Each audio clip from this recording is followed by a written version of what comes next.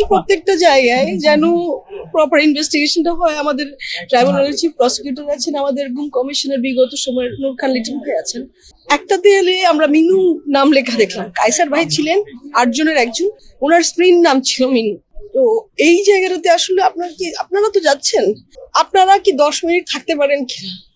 এই অমানবিক ভাবে টর্চার করে মানুষকে হত্যা করার জন্য আসলে মানে এইভাবে রাখার কি মানে ছিল?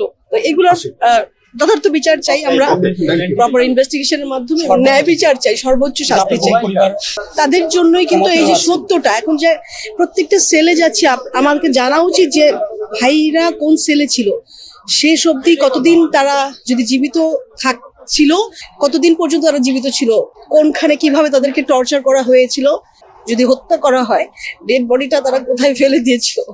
এই যে এইটা শেষ হয়তো সময়টা বা হয়তো জীবিত সময়ের শেষ সময়টা এখানে ছিল। তো আমরা যারা ফেরত আসেনি গুম হয়ে যাওয়ার পরে, সকলের জন্য এই সত্যগুলো যেন সামনে আসে, যথার্থ বিচার হয়, ন্যায় বিচার হয়।